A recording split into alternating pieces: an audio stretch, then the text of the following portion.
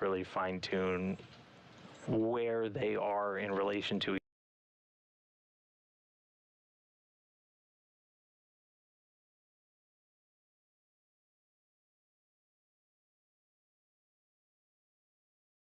is located at the very top and uses LiDAR sensor, essentially laser range-finding sensors to ping off of different reflectors on the space station itself, and that's where it's getting really high-fidelity, real-time data on just distance, rate of closure, and just essentially what part of station it's looking at and where it needs to line up for the docking targets, and so that's what we'll be using to help guide that final approach in. Like Steve's all over it. Thanks, Nicole.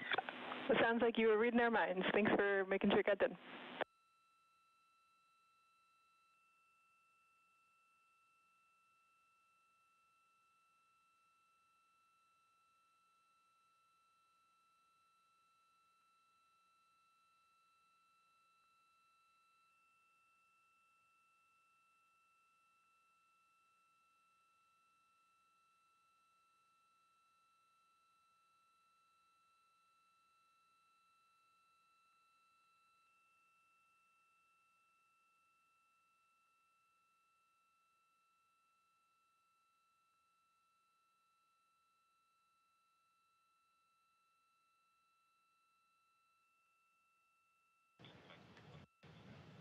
So at this moment in time, we're about a minute away until Dragon crosses inside of that approach ellipsoid.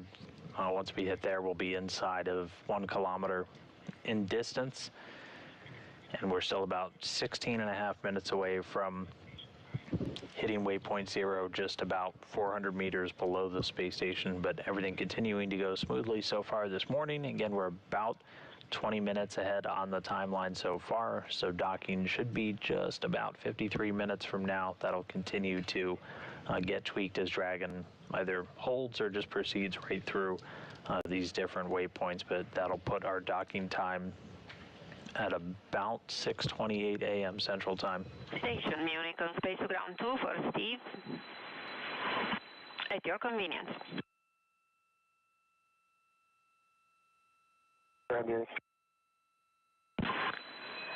And Steve, first of all, thank you so much for all the work you did today on immunity assay, and I should say actually this week. And second thing, we have a remaining cubic 6 activity this afternoon, and we would like to offer you to either do it today or we can replan it for tomorrow. And this is just to make sure that you can get some free time for the ISS crew orientation. I'll get to it today. I'll do the restow here after we get SpaceX docked, and then I'll be able to schedule that this afternoon. Perfect. Then we'll talk to you later. Thank you.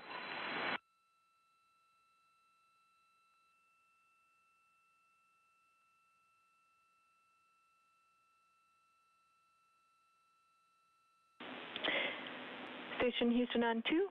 Dragon range has passed through 1,000 meters. Please monitor long-range approach steps per steps 1 to 4 in 1.102. Dragon approach and retreat monitoring. Station copies. Good work.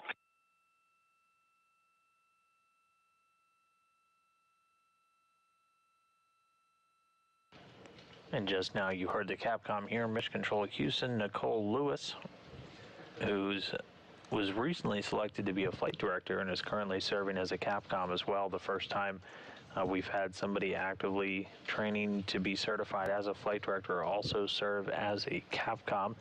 She just gave a heads up to NASA astronaut Woody Hoberg on board. The Dragon is inside of that 1,000 meters again.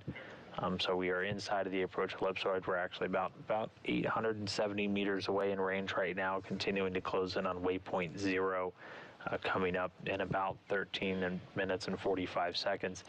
She was giving him a call to essentially start going through a couple of steps. The crew has procedures on board that it's anytime you hear them call out a number, in this case it was 1.102, that's their rendezvous and approach monitoring. And again, Woody Hoberg has different displays and tools set up, so he's able to monitor Dragon's telemetry in real time and send commands to the vehicle if required.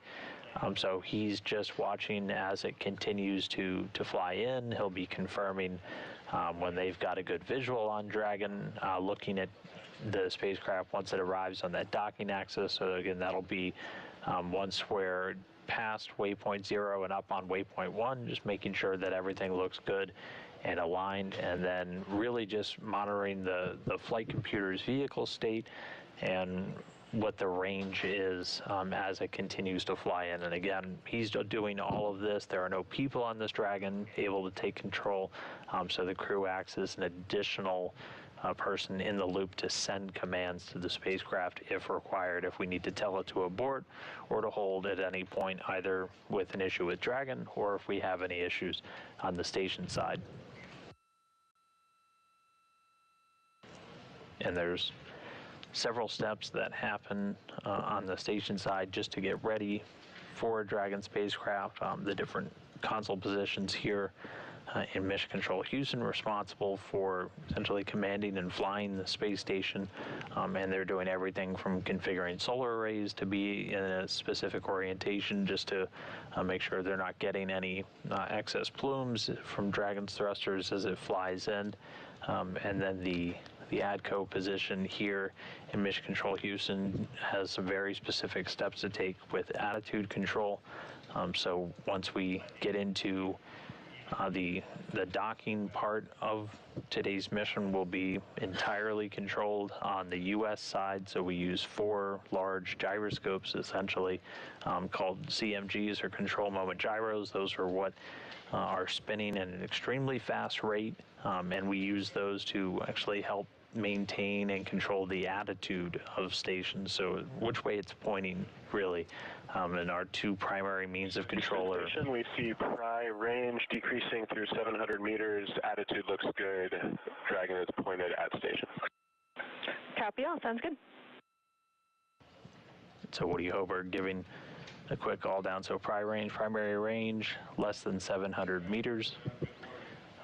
Attitude, as he described, pretty self-explanatory. Dragon is pointing. We're looking straight at the nose cone of Dragon right now, right down towards the top of it.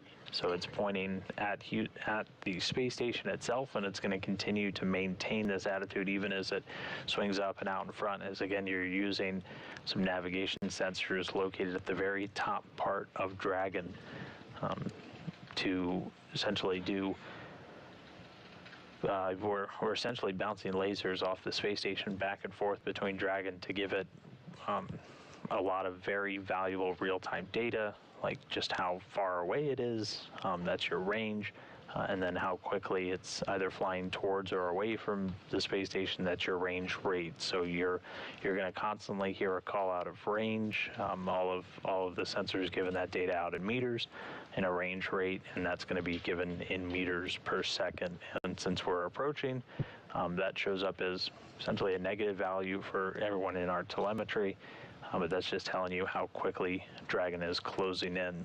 And that's a relative velocity, is both Dragon and station traveling relative to the Earth at more than 17,000 miles an hour, but the relative velocity between the two will be fairly slow.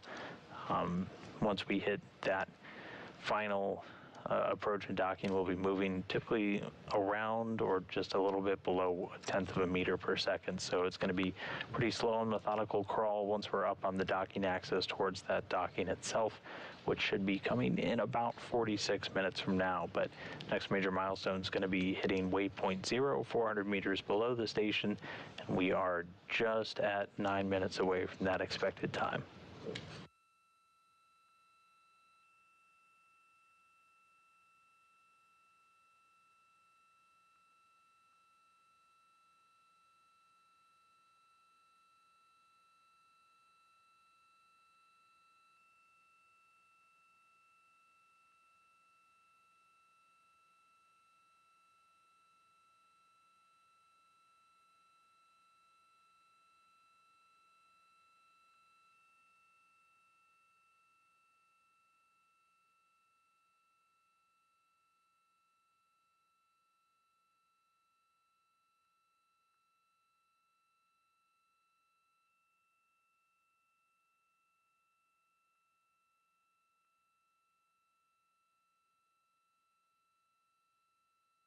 Houston Station on 2 for Dragon docking monitor.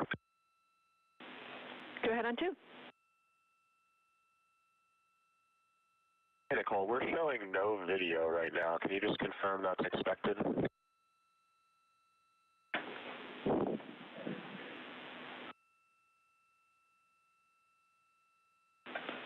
And yep, we can confirm that is expected. We are waiting until we switch the data rate, and then we'll be able to get that video. Okay, station copies, thanks. And again, a quick exchange between Woody Hoberg, who's prime for monitoring Dragon's approach from on board the space station, and the Capcom down here in Houston, Nicole Lewis. He was referring to no video. He's talking about getting video feed from Dragon itself as it approaches. And the team here in Mission Control Houston confirming that that's expected, and we'll get that once we essentially switch to a higher data rate in our connection between station and Dragon. Once Dragon gets this close, we're essentially communicating with it on something called C2V2. That's common communications for visiting vehicles.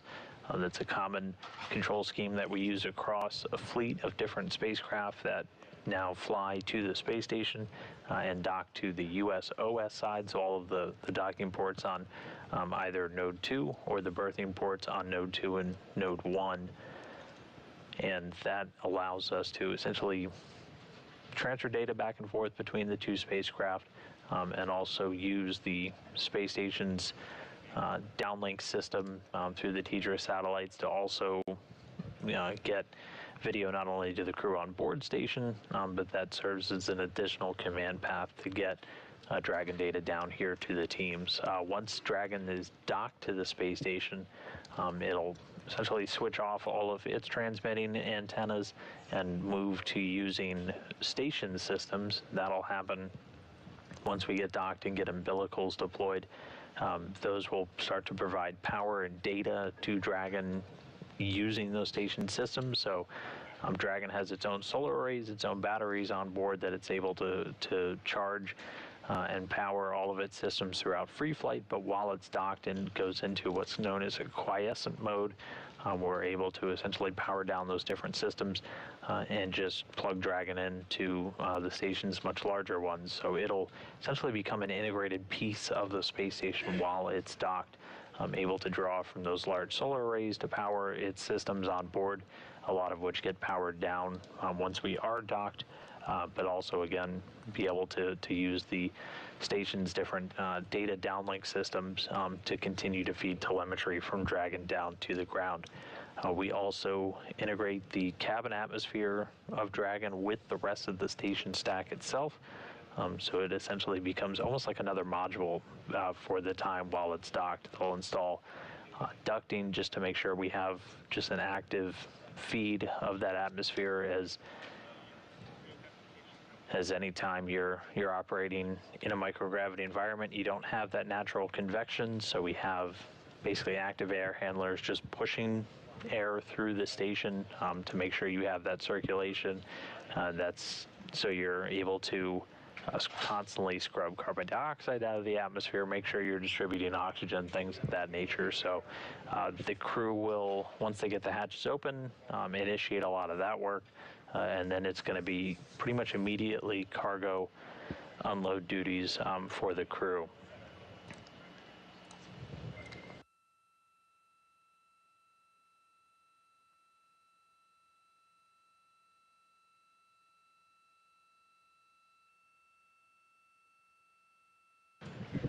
And so as of this moment, we're about 450 meters Dragon away from the space station, expecting to be at waypoint 0 in less than 4 minutes. After we pass through waypoint 0, Dragon will start to swing up, out, and out in front of the space station until it hits a point just about 220 meters. And we'll again stay outside of that keep out sphere. We're already inside the approach ellipsoid. And then the team will do a go-no-go to proceed past waypoint 1 onto waypoint 2 before we even get to waypoint 1. As again, the expectation is we'll be able to move through each of these waypoints without holding, as long as everything continues to look good on Dragon and on the station side.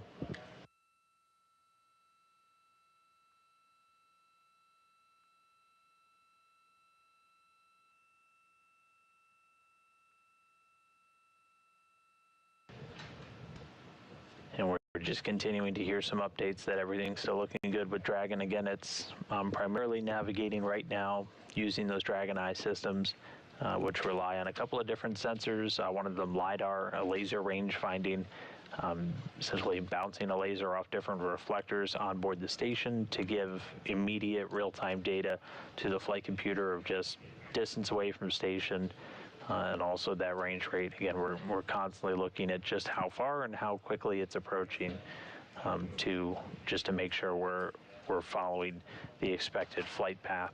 We're going to hit waypoint 0 in a little less than 2.5 minutes, and then start to swing up to waypoint 1. Everything continuing to run about 20 minutes ahead of schedule. Originally, we were looking at a docking at about 6:52 a.m. Central Time, but we're now looking at that just 40 minutes or so from now, at about 6:28 a.m. Central. So we could hit there sooner, but everything continuing to run pretty smoothly so far with the approach and docking. We are coming up less than 2 minutes away from waypoint 0, and then Dragon will be ready to move on to waypoint 1. We'll see it swing up in front of the space station.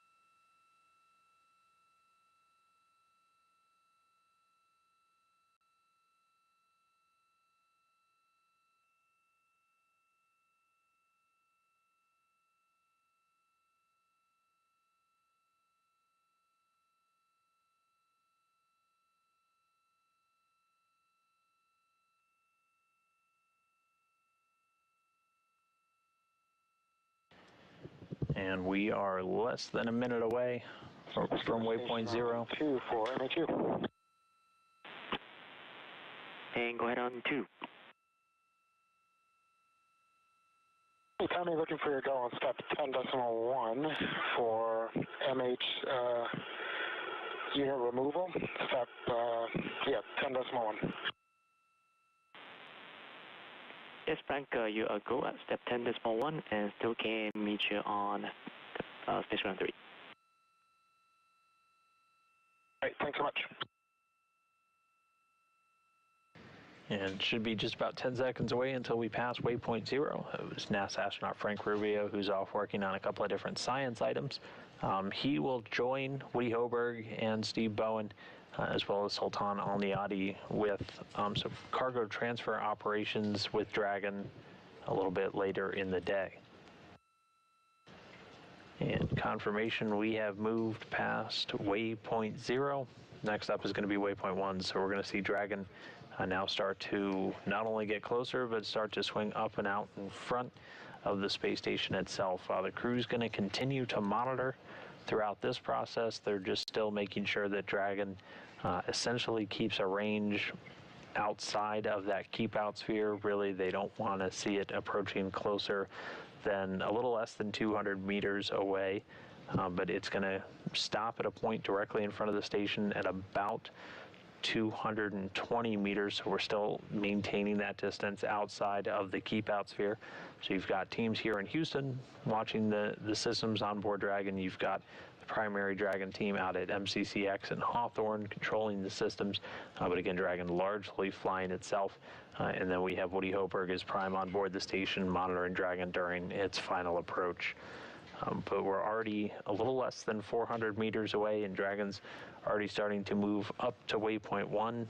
In about 12 minutes or so, we'll get the go-no-goes between the joint NASA. 2, we see range inside 400 meters. Vehicle mode is transition to docking access, and attitude is as expected. Copy all. That's great news. Thanks. Woody Hoberg just reporting again. The Dragon spacecraft a little less than 400 meters away now from the space station, moving up to the docking axis, so that's going to line it up, not perfectly, but essentially right in front of its expected docking port. And since we're going to the forward port, that's going to be directly in front of the space station itself. and then attitude just talking about which way Dragon's pointing. And again, we're going to be essentially expecting it to point nose forward directly at station for the remainder of this flight, as that's where your primary navigation cluster is located. And so that's going to continue to point at Dragon or at station even as it begins to swing up and out in front. And then obviously pointed that direction once we get into the final docking as the docking ring and all of the capture mechanisms are at that very top part of Dragon.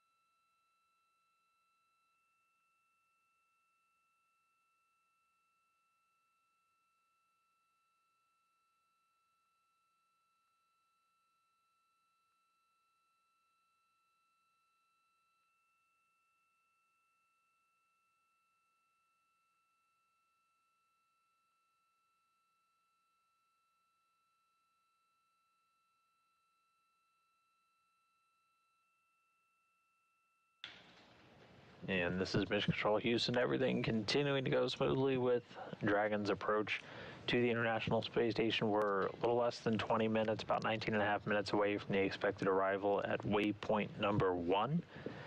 And that'll put us just about 220 meters directly in front of the station on what's known as the docking axis. So again, if you were to simply draw an imaginary line straight through the middle of the space station with the docking port on the forward end of node 1, that's where we are headed. And so it'll get to waypoint 1 in a little less than 10 minutes. The teams are going to do a joint go, no go to essentially proceed beyond waypoint 1 and on to waypoint 2, which is our final waypoint before we actually get into docking. And that will be inside of that keep out sphere and is a position about 20 meters in front.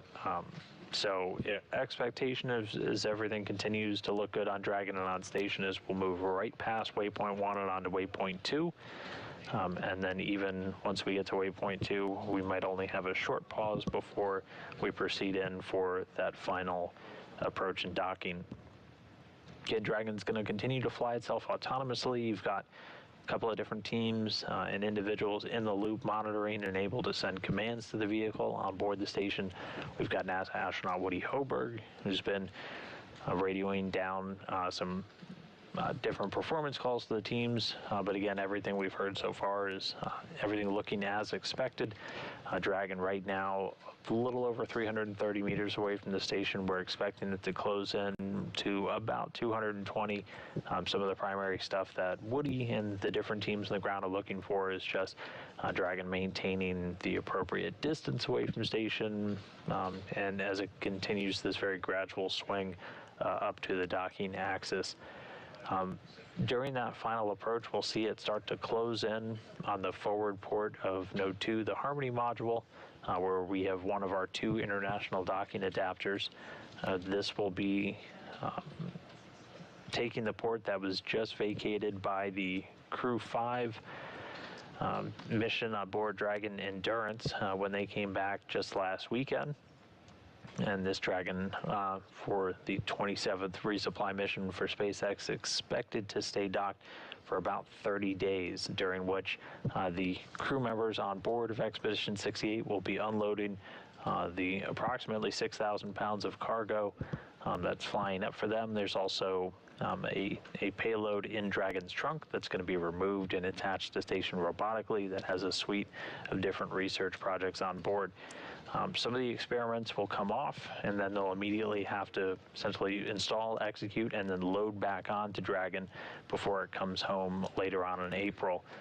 Dragon, in addition to being in the fleet of cargo vehicles delivering cargo, is really the primary means we have, the only means that we have to deliver large amounts of cargo back down to Earth. And so we're able to essentially bring a lot of those different research experiments back home for then further analysis on the ground. We don't do a lot of the actual analysis, or very little of the analysis to get results from the hundreds of experiments taking place on station. It doesn't happen on station. We need to get it back down to the different scientist labs back down here on planet Earth and Dragon, that critical pipeline right now to get that research back down. Also have the ability to return different hardware to the ground. So we've brought things like spacesuits back in the past for analysis and refurbishment before eventually flying them back up on Dragon.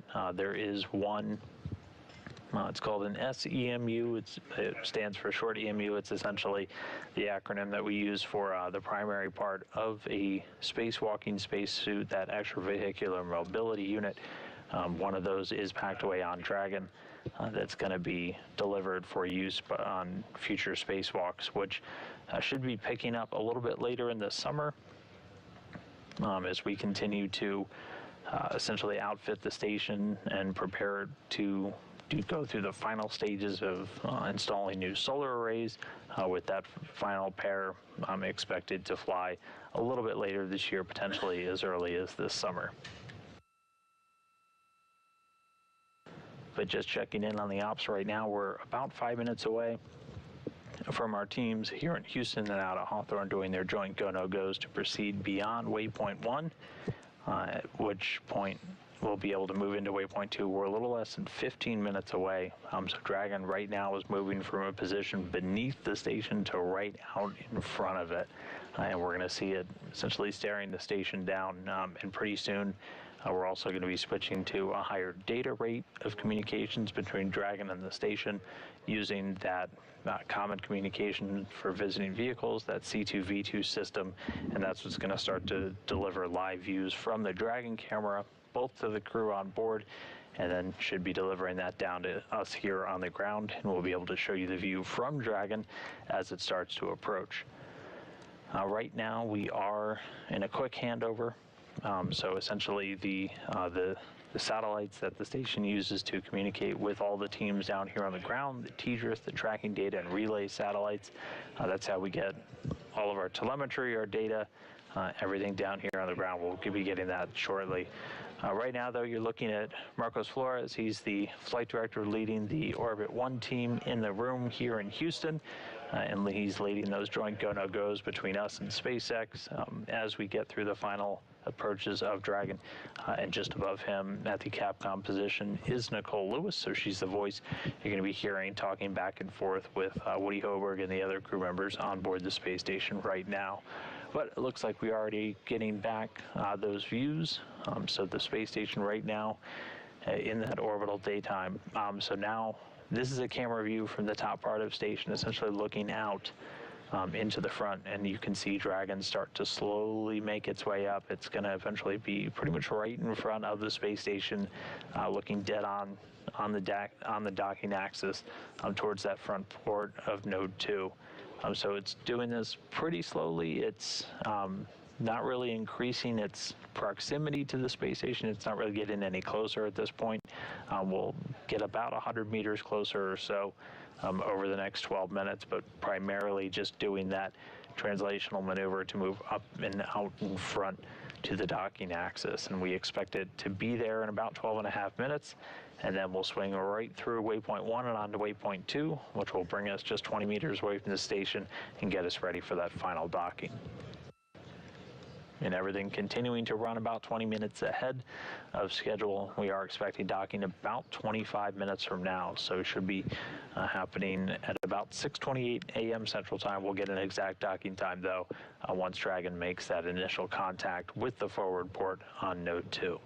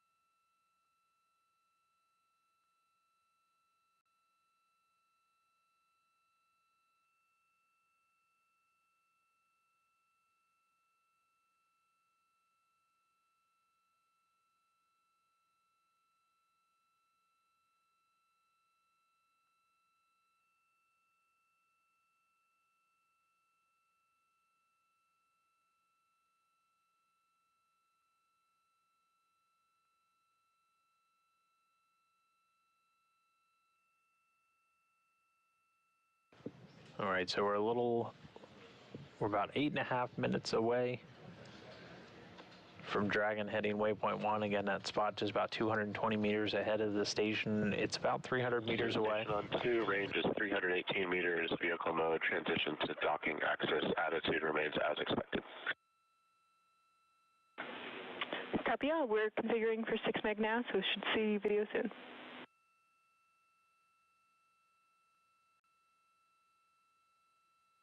Excellent, we'll be watching.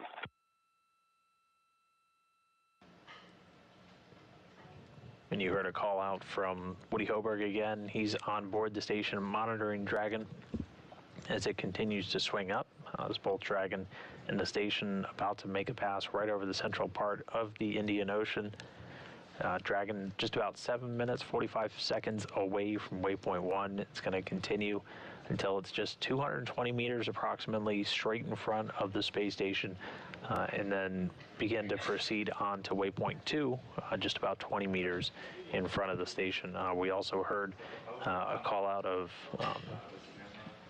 stepping up to a 6 meg, so that's just talking the speed at the data connection between Dragon and the space station itself, and that's going to allow us to start to bring video from Dragon itself both into the station for the crew to monitor, but then also hopefully down to us here on the ground. So we'll see, in addition to these different views from the space station itself of Dragon's approach, we'll see some views of Dragon looking back at the station. Again, the primary mode of navigation right now is using those Dragon eyes, so using LiDARs for Dragon to essentially get real-time range and range rate information, just telling it how far away it is from the station.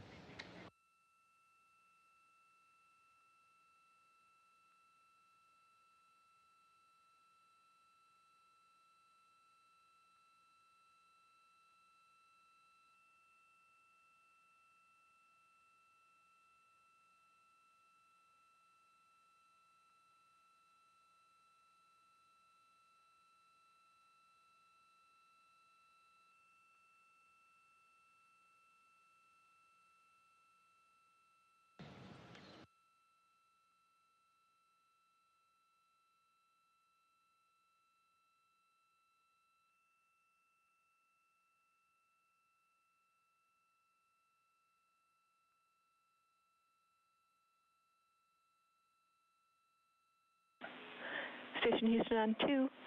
Houston and station are go for Dragon to approach to 20 meters.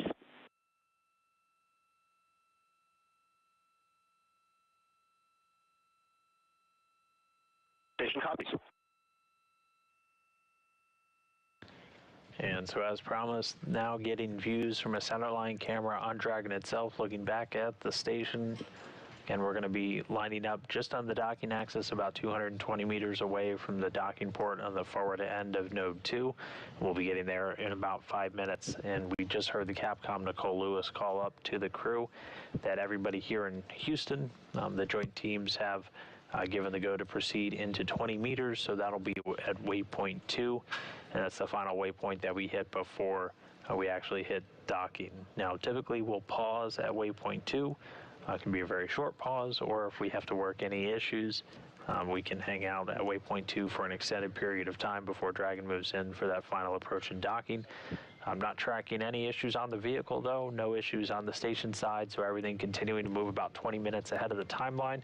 Expected to be just a little over 17 minutes away from docking. We're still targeting right around 6:28 a.m. Central Time, but we'll get you an exact point once we make that initial contact and capture. So in a little over 4 minutes, Dragon's going to hit waypoint 1, and it'll be 220 meters away from the space station itself. And we've already given, the joint teams have given their go, and Dragon will proceed immediately through waypoint 1 and begin approaching the docking port. And it's going to, again, hit waypoint 2, so it'll be just 20 meters away. Waypoint 2 is when we do our final alignment with the docking port. So we'll be essentially in a specified range of that docking port once we hit waypoint 1, but we don't worry about doing the real fine tuning of that approach until we're only about 20 meters away. That way you're not kind of burning excess prop that you don't have to, since you're going to be needing to do that final approach anyway. The crew on board has essentially a corridor, so they'll have and this is a view of what Woody Hoburg's able to see. This is an overlay that he has on a laptop on board the space station using that centerline video and getting a couple of different data points. One of the things to pay attention to at the very top, you can see getting from those primary sensors the range and the range rate. Again, that's telling you how far away Dragon is and how quickly it's approaching. But we are just about 3 minutes away from waypoint 1, after which we're going to start seeing Dragon just fly closer. So we're going to cross that keep out sphere area and start to approach until we're just 20 meters away. And then just before we get to waypoint 2, which is that 20 meter away area, The teams will do kind of their final go, no-go for docking, where we're essentially saying everything continues to look good on Dragon, everything's ready on station for the vehicles to dock, and then Dragon's going to autonomously fly itself in. We'll do the final alignment with the docking port once we hit waypoint 2, and then Dragon will start to slowly approach. It's going to be moving at about 1/10 of a meter per second, maybe a little bit less, as it closes in those final 20 meters. A little before, about 25 seconds before, we'll hear the Capcom call up CHOP. That stands for crew hands-off point. That's just telling the crew not to send any commands at that point.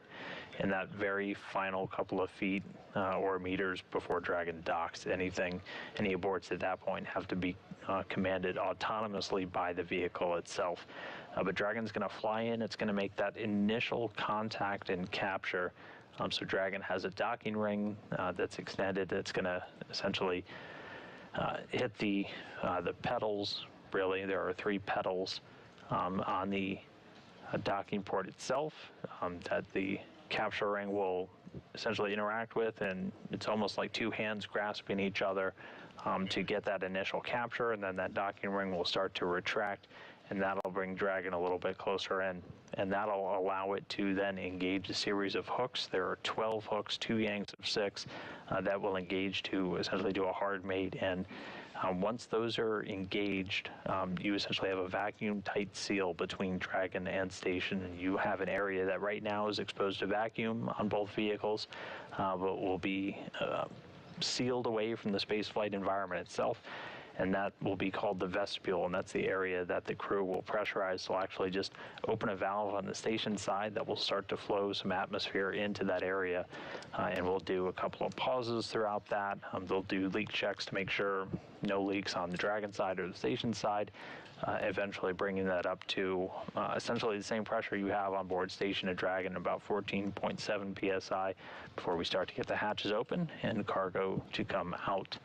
But for now, we are just about 20 seconds away from waypoint 1. We'll stand by, wait for confirmation that we've passed through that. We're a little over 225 meters away. So again, expecting about 220 to be our final distance before we pass through waypoint 1, coming up shortly.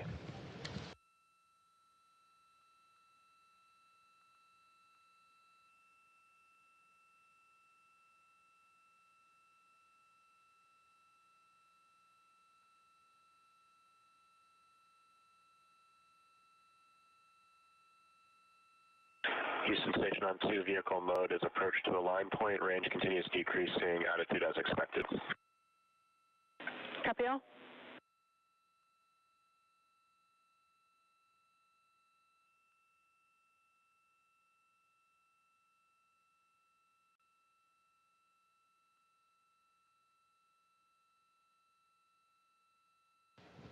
And that call from Woody Hoberg in confirmation by teams here in Mission Control Houston Dragon has passed waypoint 1. And so it's now closing in. We're about to pass inside of that keep out sphere. So Dragon already just about to cross that 200-meter threshold as it's now continuing on to waypoint 2. And that's a spot just 20 meters away from the docking port. Where, again, we'll be able to do a final pause, do a final alignment, and then move through that pretty quickly as we're continuing to track no issues on the Dragon side, no issues on the station side, and everything continuing to run ahead of schedule. So as long as we continue to move through pretty quickly, we're expecting the docking to happen in just about 11 minutes from now at about 6:28 a.m. Central Time. Before we get there, we'll have to pass through waypoint 2, which is coming up in about 9.5 minutes.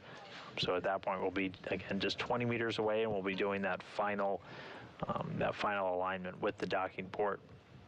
During this approach, Dragon not trying to stay perfectly lined up with the station. It essentially has a range that the crew's watching, and there's kind of a cone that gets drawn out where we want to make sure Dragon's staying inside of that cone before it hits that final waypoint 2 and we do the final alignment. The teams here in Houston and out at MCCX are going to do a kind of a final go, no go in a little less than 7 minutes. That'll be the last one we do, essentially giving the authority to proceed with docking. So that'll come up shortly, just about 2 minutes before we actually hit waypoint 2, and then we'll look to move through waypoint 2 and then into the final steps of approach and docking. Again, we're heading into the forward port of node 2, the Harmony module, where it's going to be hitting, and Dragon is going to be staying docked for about a month, delivering more than 6,000 pounds of supplies, hardware to the Expedition 68 crew. Some of that external in Dragon's trunk that's going to be removed robotically, but a lot of that packed into the pressurized section of Dragon, both in including supplies, just general provisions for the crew. There's some fresh food items for them, as these cargo deliveries really the only access they get to a lot of fresh food. So definitely something the crew members look forward to, but more than anything, this kicks off just a really intense period of activity for the astronauts, as once Dragon docks, a timer is essentially started where a lot of the experiments on board have to be brought off, executed, and loaded back on before Dragon comes back a month from now. But continuing, just a quick ops check-in, we're about 5.5 minutes away from our final go-no-go here in Houston, and then we should hit waypoint 2 in about 7.5 minutes. Still expecting docking about 20 minutes ahead of schedule at about 6:28 a.m. Central Time, but we'll get you an exact time once we make that initial contact and capture.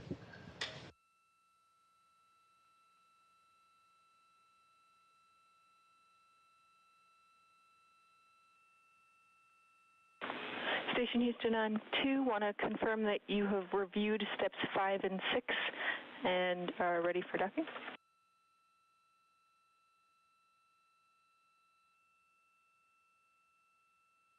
Nicole, great timing. You read our minds. We just finished our review, and crew is ready for docking. Awesome, happy to hear it. And also just want to confirm you've got a third crew member to monitor those SM advisories.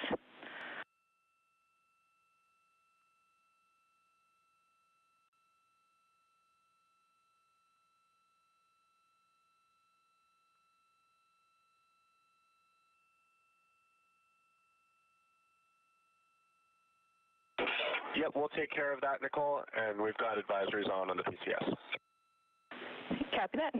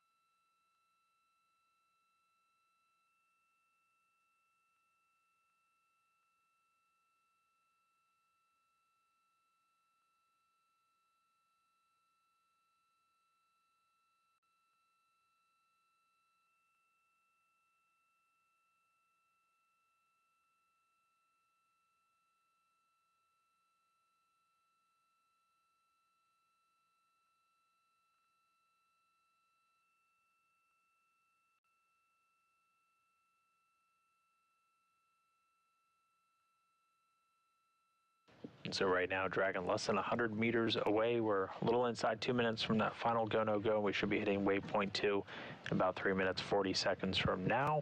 And expected docking just 5 minutes away. So Dragon definitely getting in close. You're seeing it really come into view. Just some of the different items that you're looking at. So you're looking at the very top. The nose cone of Dragon obviously opened and off to the lower right of the spacecraft. Those 4 holes you're seeing, those are where the forward bulkhead thrusters are located. And then we can't see them because of the exposure, but your primary navigation elements are in that, essentially that nose ring, including the LiDAR. So there's a better view. You can see those smaller holes in the top left part. Those are where a lot of your really sensitive navigation pieces of equipment are, including the Dragon eyes, which are using laser rangefinders to help Dragon navigate its final approach. We're not using those forward bulkhead thrusters for any of these final approach maneuvers. We're using the clusters of Dracos around the base of the capsule itself, and so you'll occasionally see those fire.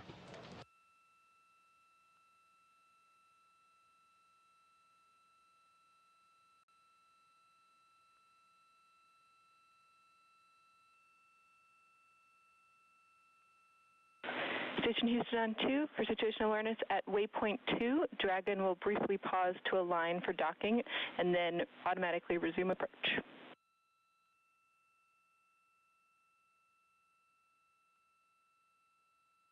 Station copies. Thanks for that awareness.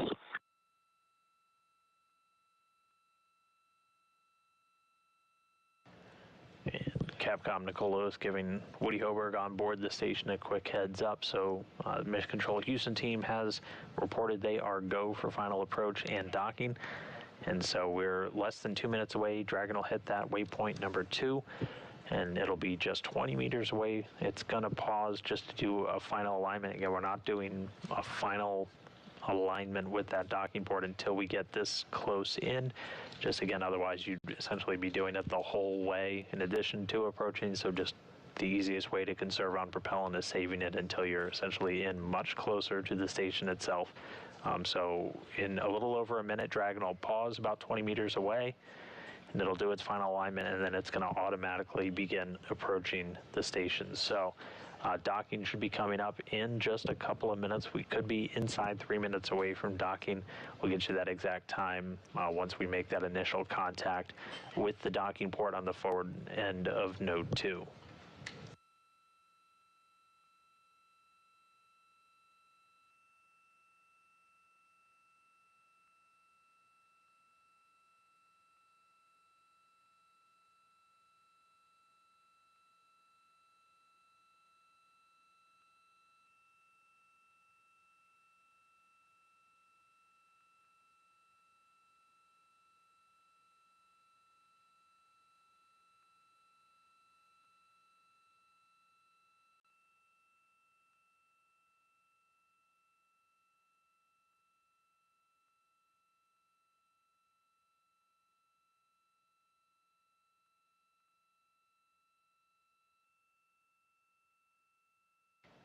And we see Dragon start to slow down as it hits waypoint 2.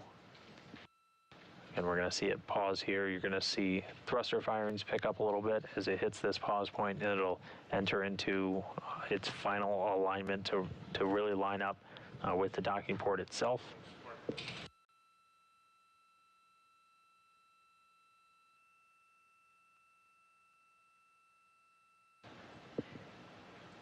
And confirmation we're holding at waypoint 2.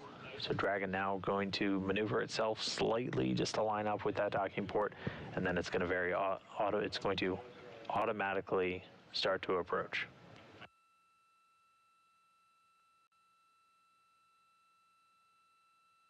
And so we can see through the center line camera, it's going to line itself up. We're looking right at the business end of the international docking adapter on the forward port of node 2. And in just a couple of seconds, once Dragon's finished lining itself up, we're going to see that range rate start to tick up again, and we're going to see it start to approach.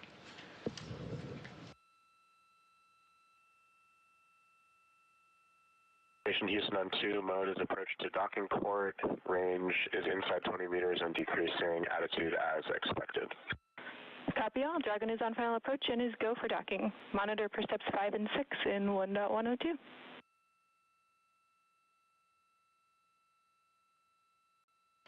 We copy, cruise and step fast.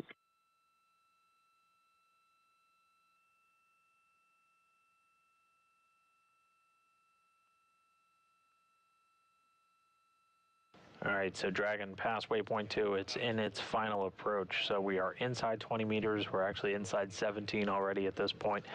So just a couple of minutes away now from docking. We'll see those thrusters continue to fire just as Dragon maintains that precise alignment. Just again, about 25 seconds or so beforehand, we'll hear the call out for chop, crew hands off point. Just again, giving the notification to the crew that we're close enough that they should not be sending abort commands, as it would just be needed to handle, or it would need to be handled by the vehicle itself. So should be seeing docking in just a few minutes, potentially in about 3 minutes from now. But we'll continue to stand by and give you an exact time once Dragon makes contact with the International Space Station.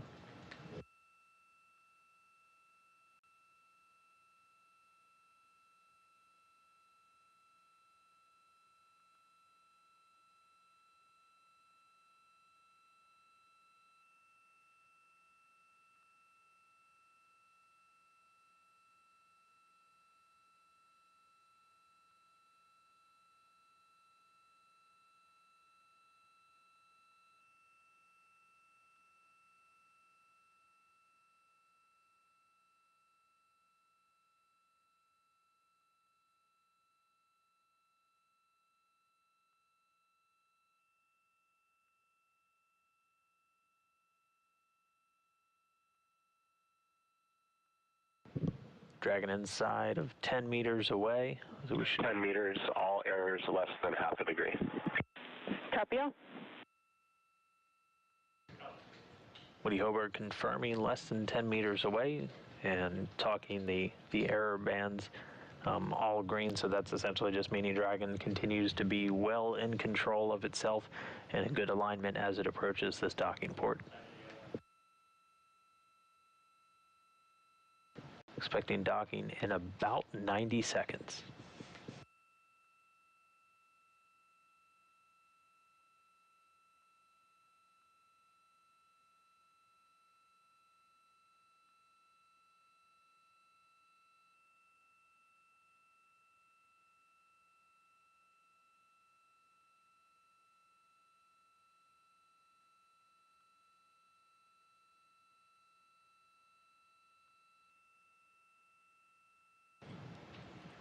Five meters to go.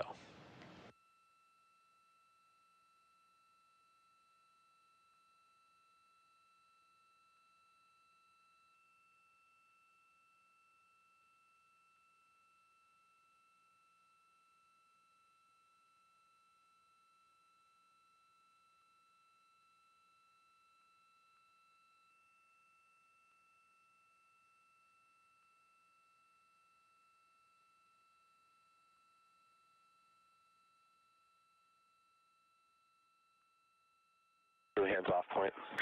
Copy, crew hands off. Crew is hands off. We are less than 2 meters away.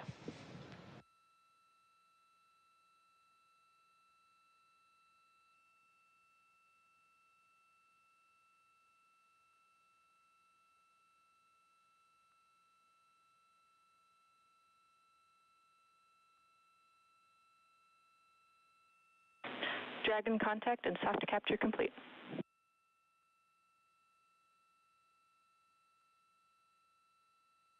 And capture confirmed at 6:31 a.m. Central Time, 7:31 a.m. Eastern, while Dragon and Station flew 261 statute miles over northeastern China.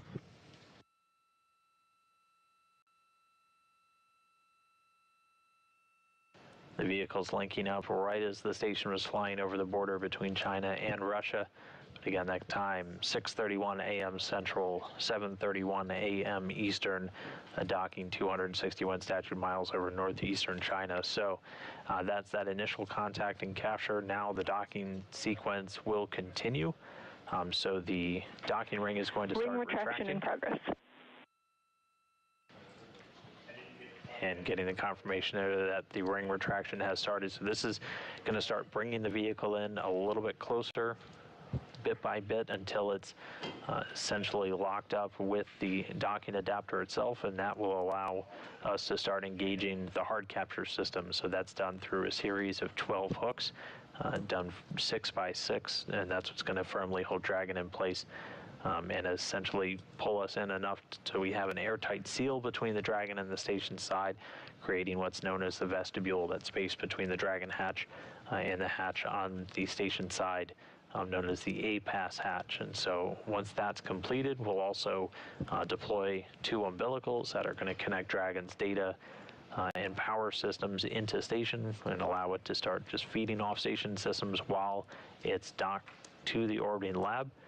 And that will complete our docking sequence. That all takes about 12 to 13 minutes or so following that initial capture. But right now we're just waiting for the docking ring to finish retracting, and then we'll start getting ready to deploy those hooks. But again, if you missed it, the docking happening at 6:31 a.m. Central Time, 7:31 a.m. Eastern, with Dragon at station flying 261 statute miles over northeastern China. So with that, we now have 2 Dragons again docked to the space station. It's going to be like this for the next month. In total, 6 different vehicles currently attached to the station now, with 1 Soyuz and 1 Progress, or rather 2 Soyuz and 1 Progress over on the Russian segment. Cygnus's 18th commercial resupply mission still docked to the Earth-facing port on Node 1, and then both a crew and a cargo version of Dragon. So a couple of minutes now until we get these hooks in place and the docking sequence will be completed, but everything completed right as expected, actually getting a little bit ahead of the timeline, docking a little less than 20 minutes before we were originally anticipating, but a flawless flight uphill and docking for this Dragon on the 27th resupply mission for SpaceX.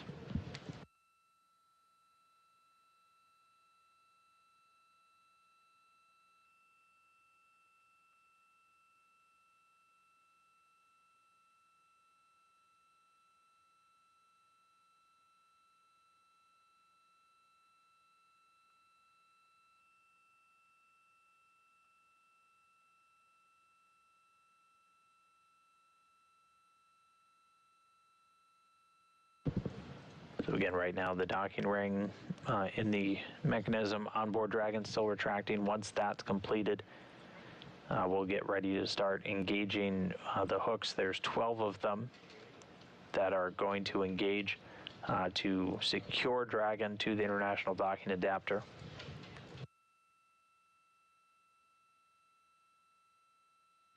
And so we're gonna see those get deployed in 2 different sets. First set of 6 will engage, and then the second set of 6 will, after that first set is already locked in, and then we'll have 12 hooks securing Dragon to the station itself.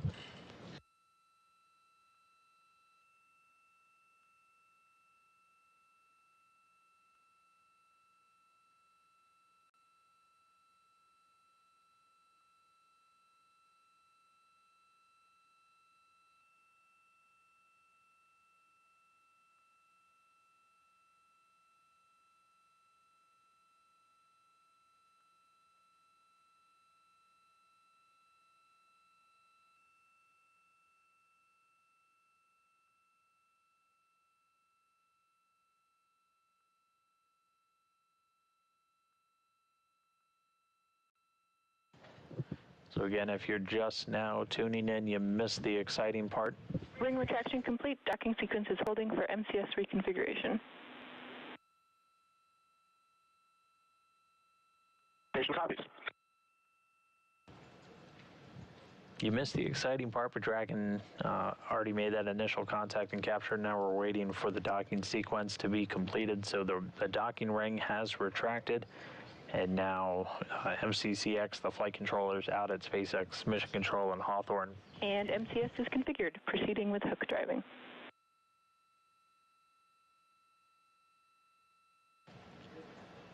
And the call from the Capcom right there, the MCS being configured, that's the motion control system on board the station. Essentially, we just need to make sure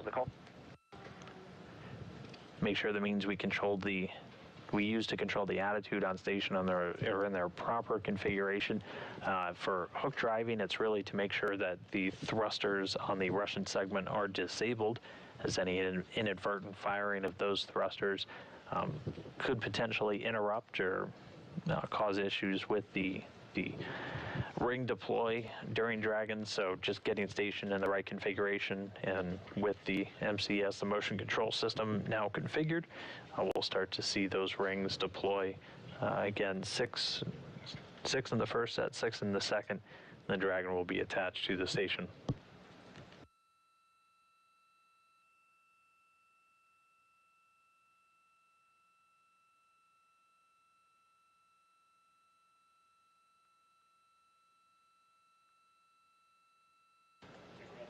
And getting confirmation that the first set of hooks are traveling. So 6 hooks driving now. It'll take a couple of minutes, and then once they're in place, the next set of 6 hooks will drive, and then we'll have Dragon secured. It'll have a couple of other steps, deploying to umbilicals before we are essentially fully done with the docking sequence. But once these hooks are in place, Dragon will be securely mated to the station. And meanwhile, on board the station, so NASA astronaut Woody Hoberg was monitoring throughout all of this final approach. He's going to start to tear down some of the tools that he used, the laptops that he used to monitor Dragon during its final approach, and then is going to get ready to do everything on the station side to get Dragon ready for ingress, for the crew to actually start moving in. One of the major things that has to happen is going to be pressurizing the vestibule, so that's the space between the Dragon and the station hatches. Previously, that was just exposed to vacuum. Still a vacuum environment in there right now, as we're just essentially creating a sealed environment right now, though. And then Woody Hoberg will be able to open a valve on the station side to slowly flow some atmosphere from the station stack into that vestibule area. So we need to bring that up to the same atmospheric pressure as we have with the rest of the station and inside Dragon before we start opening up hatches. They'll typically pause at about halfway up to that appropriate pressure, which is 14.7 psi, just to do leak checks. As you're introducing atmosphere, you're changing not just the pressure inside, but thermal conditions. And as things heat up, your pressure can rise. So you want to make sure that the pressure readings you're getting are actually based off of how much volume of atmosphere is actually in there, and not just thermal changes. So they'll pause to essentially allow things to equalize for a few minutes, and then conduct leak checks both on the Dragon side and the station side, make sure we don't have any leaks in the vestibule before we begin feeding additional atmosphere through. And then once that's brought fully up to essentially the same pressure as the station stack, he'll be able to open the hatch on the station side and then open up the hatch on the Dragon side. But right now, the hook process continuing. The first set of 6 have been engaged. The second set are driving and standing by for hard capture complete.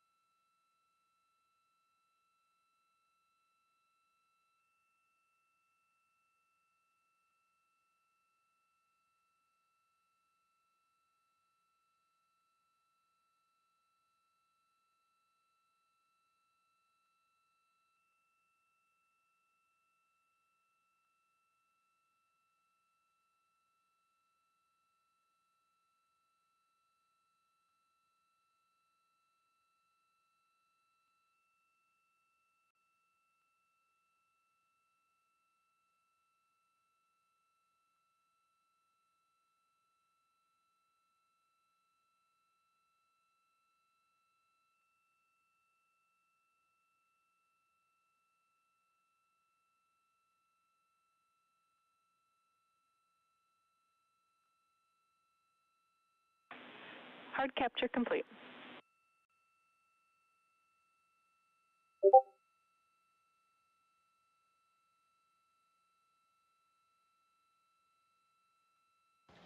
All right, and with that, Station copies. And Nicole, just let me know when I have your go for step 1 of the next procedure. Copy that. We'll keep you posted.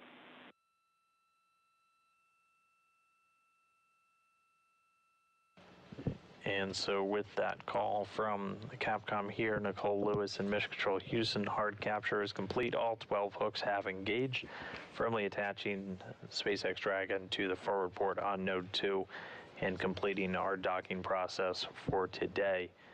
So if you missed it, again, just to recap, Dragon docked successfully at 6:31 a.m. Central Time, 7:31 a.m. Eastern, while both Dragon and Station were flying 261 statute miles over the northeastern part of China, bringing the 27th resupply mission for SpaceX to the station.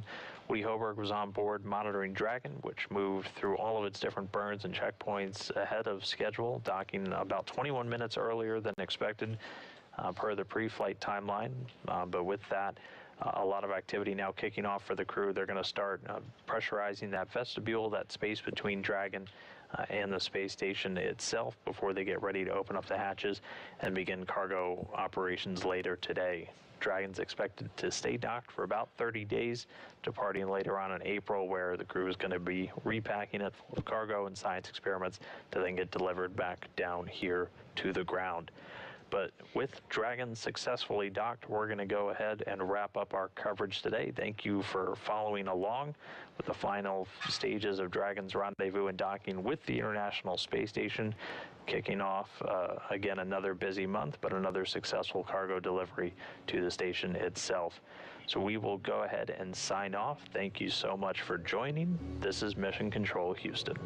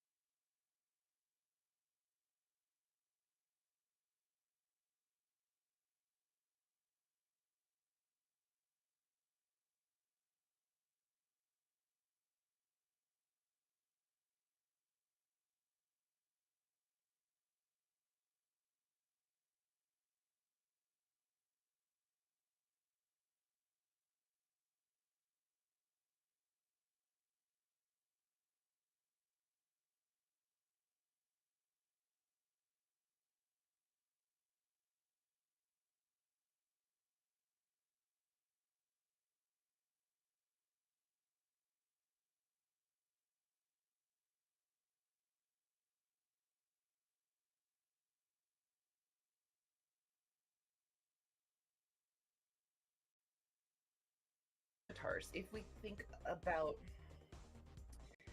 us zooming in, us connecting in through some sort of internet or communication of information from here to Earth, if we think about that, it's very possible that an artificial intelligent, genetically, biologically, AI sort of entity that may very well be Gray's could hypothetically be an avatar that connects to an extraterrestrial planet, so that these beings that are on the extraterrestrial planet can traverse time, traverse space, right? And that's kind of what Sam's saying will happen to us, right? So if we're moving into that direction, surely there's an extraterrestrial species that did.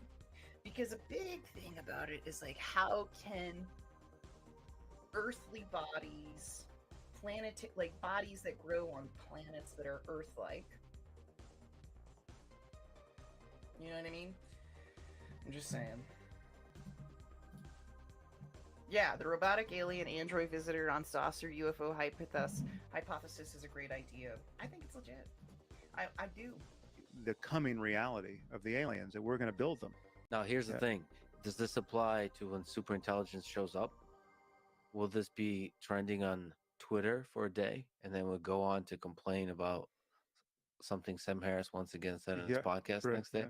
You tend to trend on Twitter, even though you're not on Twitter, which is great. Yeah, I haven't noticed. I mean, I did notice when I was on, but okay, so that's what we got. I want comments from the audience. Okay, my question for you guys as we get here towards the end of the show. So stick around. We got 45 people in chat. Maybe we can get to 50. Maybe we can't. But regardless, I'm happy for every single one of you. And we will be doing a dance party at the end, like we always do. But my question for you, as we conclude with this episode of Alien Girl 111, and we're not over, we still have 10 minutes, so stick around. As we conclude, my big question for all of you is, why does this negate believers of extraterrestrials? Let me know in the chat. Why does this clip negate believers of extraterrestrial? Keep thumbsing it up. I want to ask you guys this question, and I wish.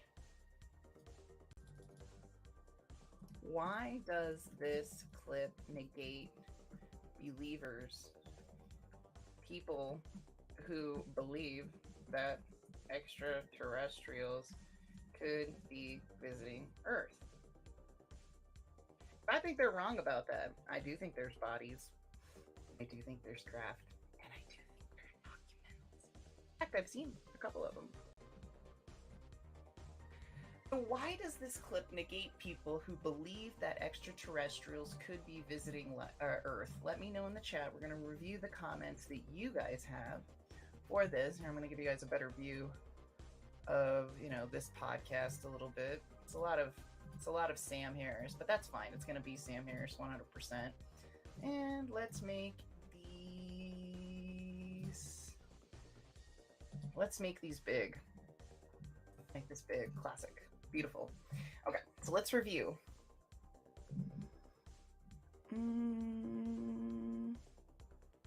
Amy, I missed it. Say it another way, Amy. Why does this clip negate people who believe that extraterrestrials could be visiting Earth? Why would people say this is evidence? Why would people say that this is evidence that believers are dumb? Let's just get to the real question. I don't want someone to know that, like, I was watching their show and came up with a... But I am watching all these shows, because, what I'm talking about is Luis Jimenez was saying that this... I'm trying. If Luis Jimenez watches this and he wants to correct me, please do. But what I got from his show yesterday was that this was something that believers couldn't take down? Let me see what you guys are saying. I hope what I'm saying is making sense. Okay, I'm sorry, Rock. I'm sorry. I don't think it really does. It's just two people talking opposed. This is no an opinion, no evidence that I saw. It is incomplete. I feel like he got his leg pulled and he wasn't happy about it. All depends on who was contacting him. Okay.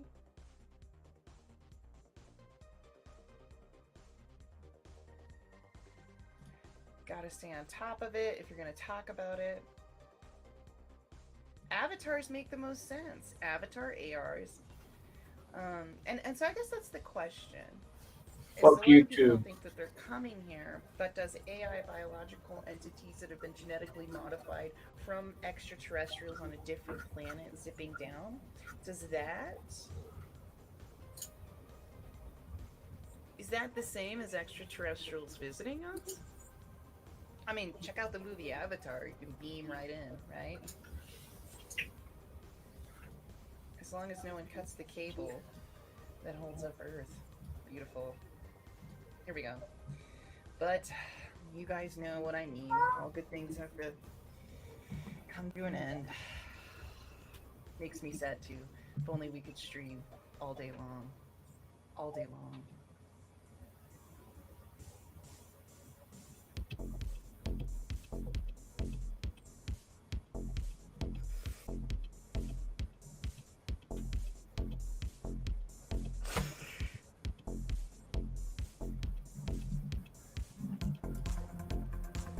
How did you get here?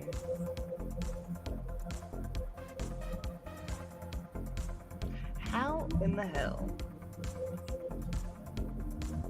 The YouTube algorithm. Did you manage to find yourself here? Because you know what, guys? Things are blowing up. All over the world. Yes, all over the world. These UFOs, they be flying everywhere. We don't even know what country's shooting them down. We don't even know what country's sending them. But if he's sent by a country, is it back engineered extraterrestrial technology? Why are we doing it? What's going on? Who has it going? There are sparkles in the chat. Because we are broadcasting here live and alive. Oh, you heard about us on the intergalactic internet. In the middle of the desert. In the heart of alien country. And one day, it's all gonna come out. The bodies, the documents, the craft. They're gonna say, they always knew. You're gonna say, no, let's listen to Alien Girl 111. Thank you so much, you guys, for coming to the show. Thank you so much, Dorothy, for the $2 super chat. I truly appreciate it. Thank you so much to all the moderators in the chat. Tim, thank you for being here. Sponsor of the channel. Haynes, Paradox Fossils, Mindfort, Koshik, Samo, Haynes, Shelly, Mindfort. Yes. People might say you're crazy, that you don't know what's going on. But we know that is not true, don't we? Yes, we do. And I love each and every single one of you. More than you could possibly know. And I will see you guys again next time.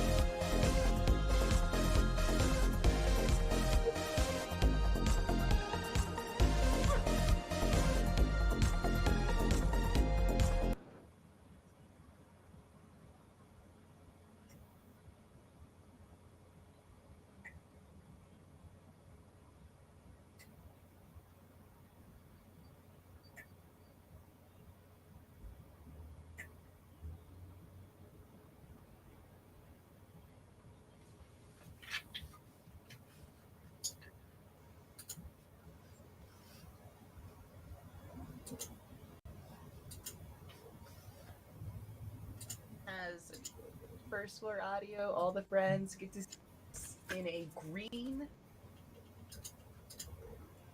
crystal reading. All right, Koshik, you can't hear me. I may do it on the J Stratton Mick West triangular UFO thing. Wake yet? Full. I was watching Believers. First of all, I guess Sam Harris is a big deal, right? Sam Harris podcast. Let's see. Oh, you have to subscribe to his podcast, eh? So first I want to give a background of who Sam Harris is, because I don't really know. It's a spectrum, and good to see about how they were thinking of the planet, and I don't think that screws with my perspective on that at all. And in fact, in this clip, Lex Friedman says that he believes they're coming. They didn't seem... So how it negates believers doesn't make sense to me, I'm just saying. It didn't seem like we were getting punked. I mean, the person seemed credible to me. And they were talking to you about the release of different videos on UFO. Yeah, and this is when there was a flurry of activity around this. So there was a big New Yorker article on UFOs, and there was rumors of... I think there was a New Yorker article. I remember one New Yorker article about it, but I think he's talking about the New York Times, right? I think that's what he meant. So let's keep playing. Congressional hearings, I think, coming, and there were the videos that were being debunked or not. And so this person contacted both of us. Yeah, real life you give living beings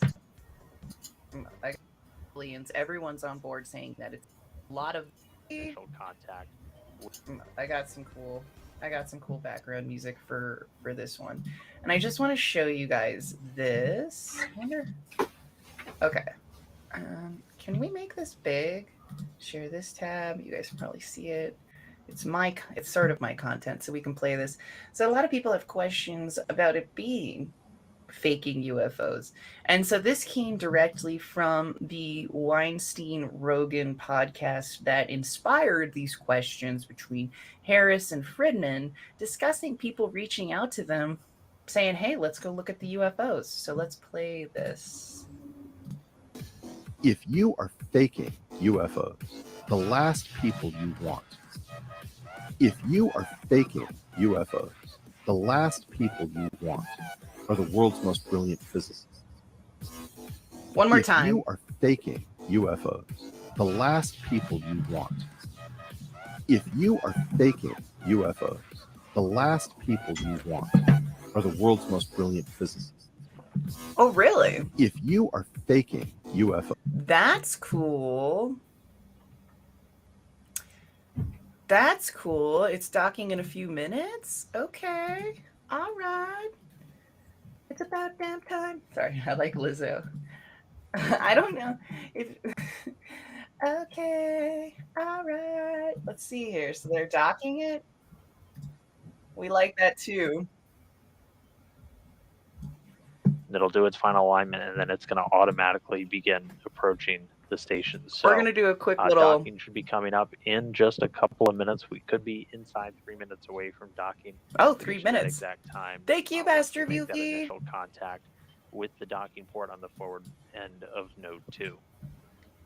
Mm-hmm. Okay. So let's play... We'll turn this down while we're watching it. We're just going to take a little thing here. Right now, we're watching just a quick ISS here. We're going to get back to the Friedman thing. Quick ISS break as we dock at NASA on the secret space station. LOL. Not secret, but whatever. Not secret. It's my show. Here. Okay. And then let's see here. We're going to play some music while we watch some of this. Okay. So here they are docking away. Docking. Isn't that cool? I love this stuff so much. But let's answer some questions that were really good. Alien Girl, do you think countries are shooting down UFOs with weapons often? That's a great question. And I think for me, look, they're getting close to docking. That's so cool.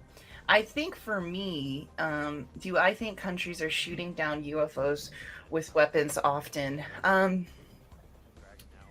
I think what happened as I review it and I go over it is a lot of this comes down to the cockpit videos of some of the unidentified objects that we were told were actually commercial balloons. The first object was the Chinese balloon, and the second two were unidentified. They have the cockpit videos that would show that these are commercial balloons, that would show that these are balloons, but they don't show us that. And we can look over that clip as well. I clipped that from the press conference as well. Are you going to release the cockpit videos? So, in my own opinion, until I see the cockpit videos to see what these are, I feel like this is definitely a sort of psyops to a lot of people. A lot of people that I talk to. Here, we'll turn this down. Oh, look at it coming in. That's cool. We'll stop in just a little bit, obviously. But a lot of people that I talk to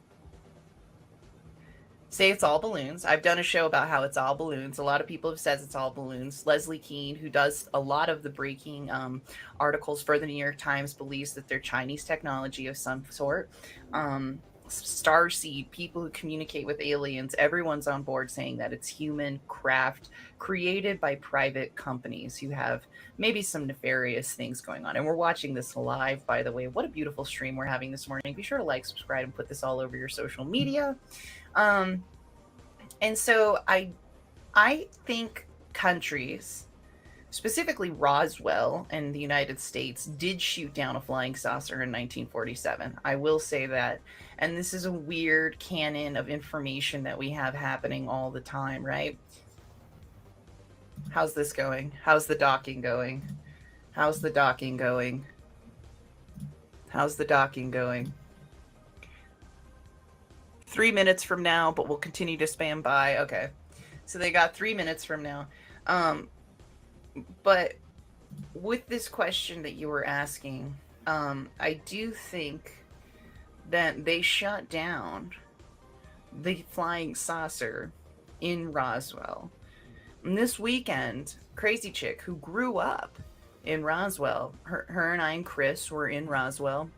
We met a man by the name of Michael. We interviewed him at the conference, and he said he was the great grandson of some people, and he could confirm that the sheriff was a totally legit dude, and that's what he was coming out to try to do.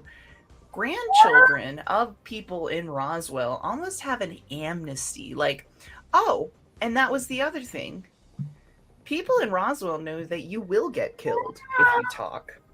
That's something Roswellians just kind of know. Love you, John. They're not confused about that the government would kill them. They're not.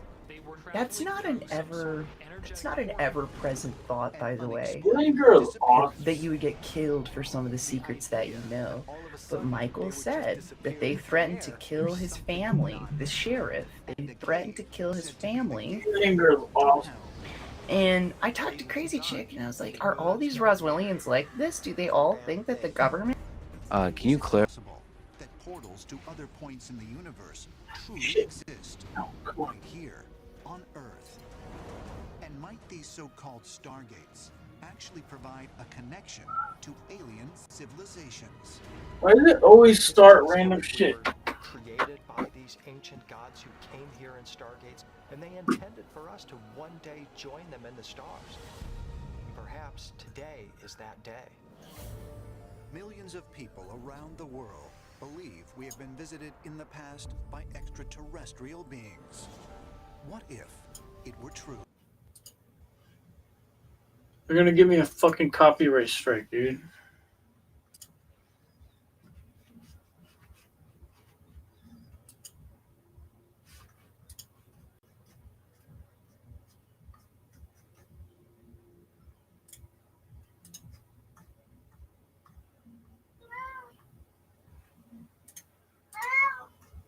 Meow.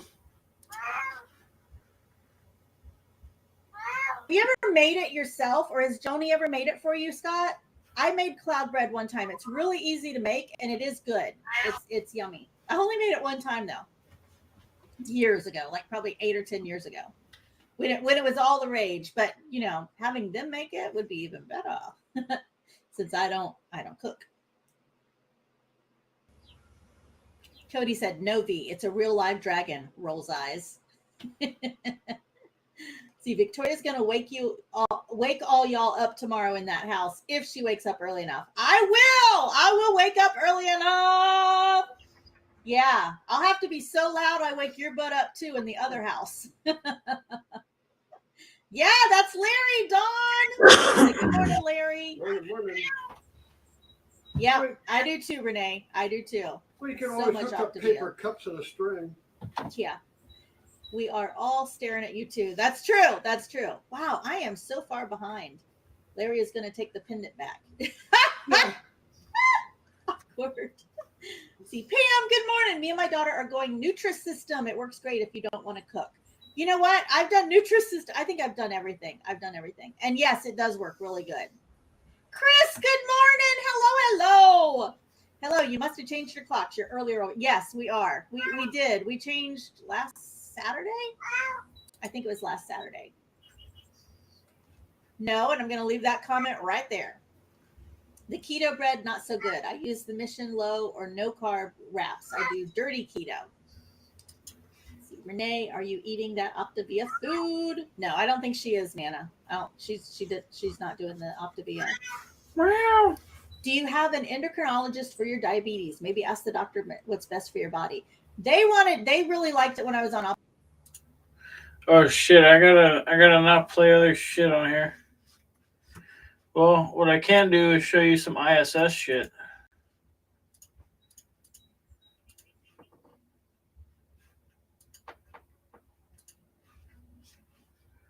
There we go. I can watch some shit in peace.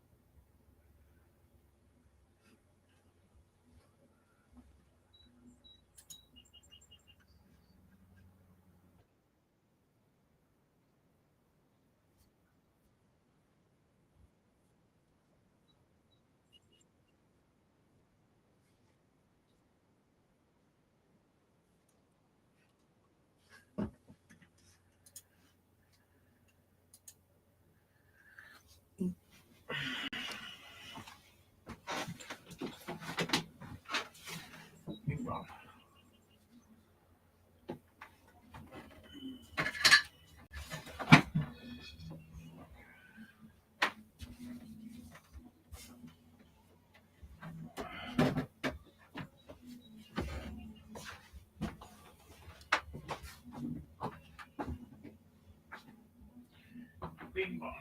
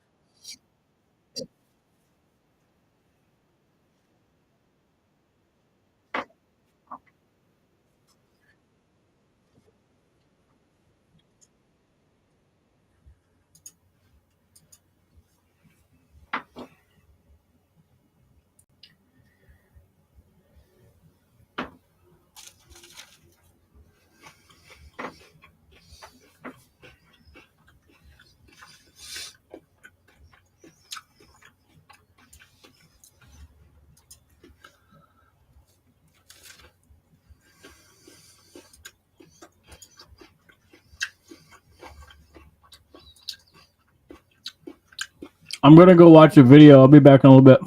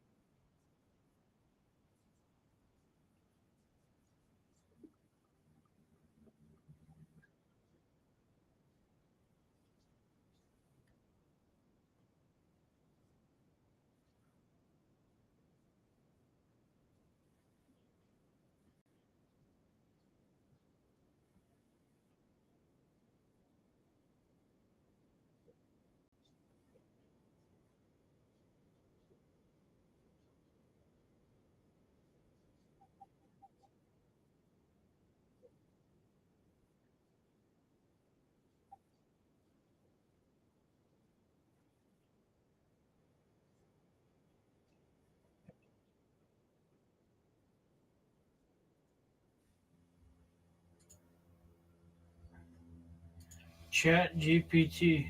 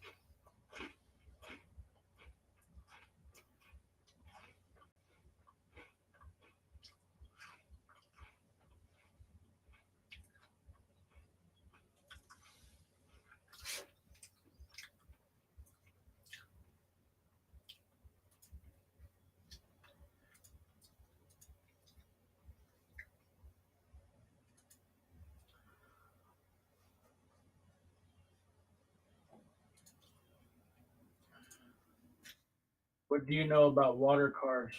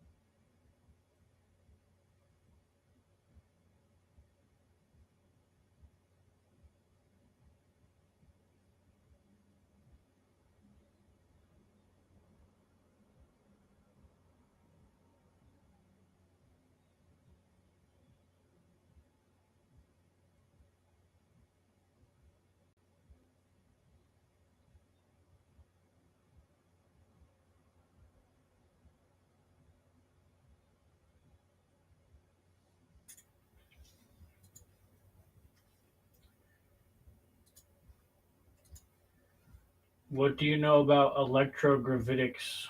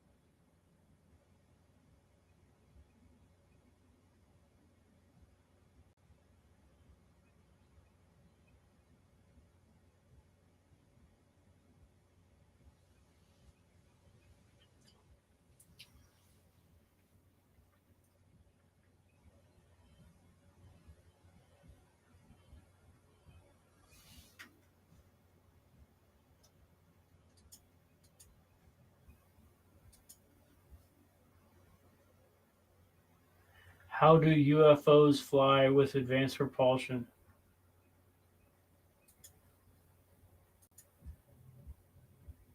What are methods of levitating an object?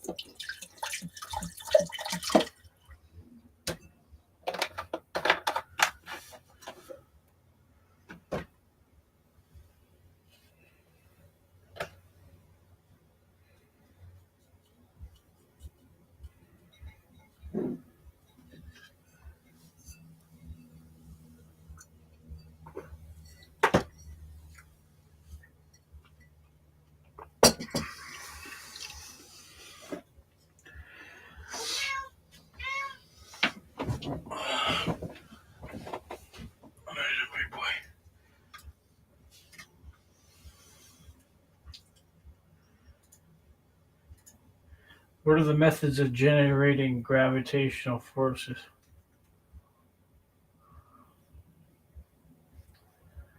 What are the methods of generating gravitational force?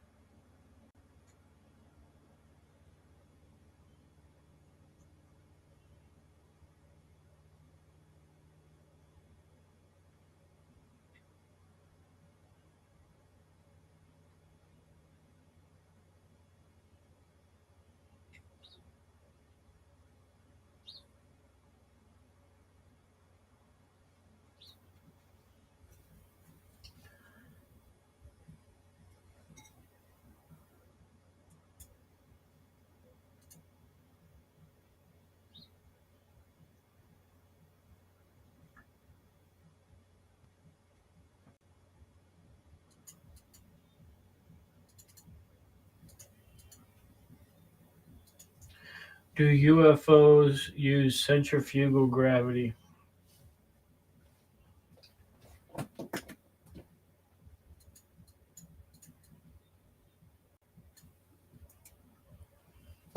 John John!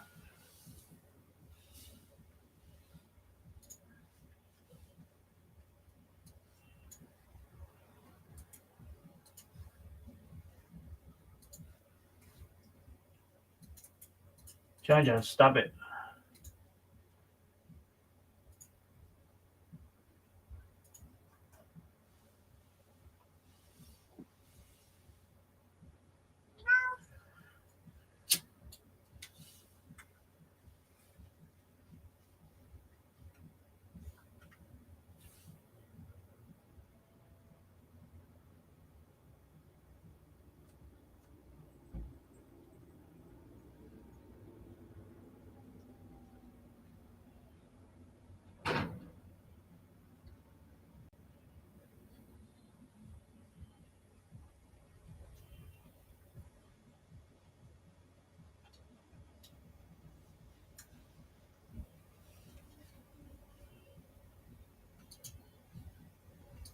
What do you know about artificial gravity and the gravitron?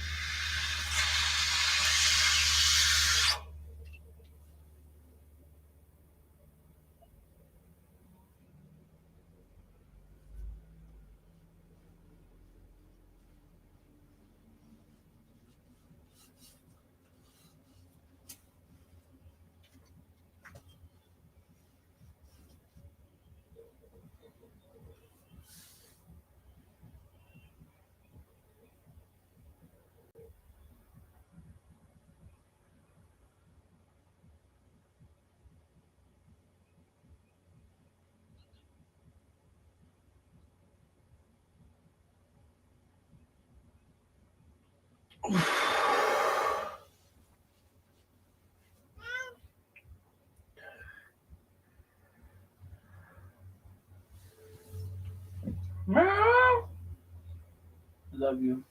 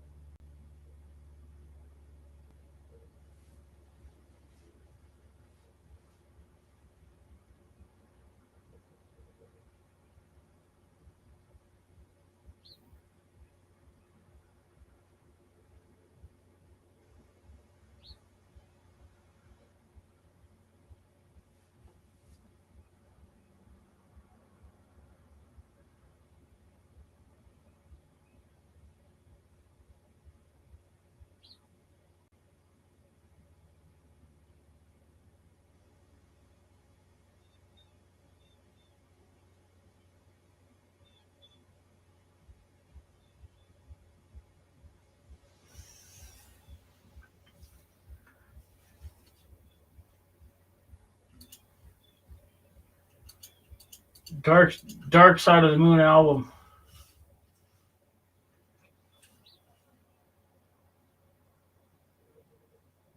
Oh shit, I can't play that.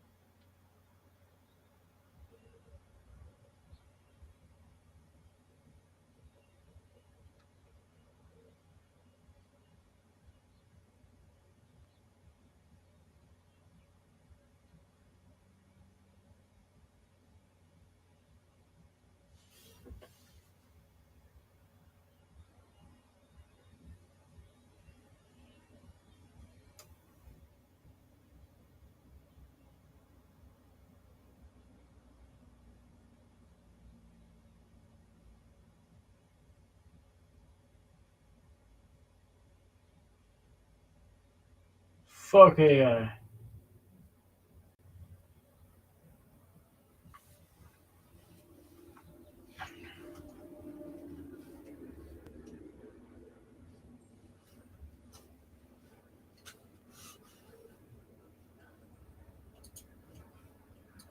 What are different types of electromagnetic propulsion?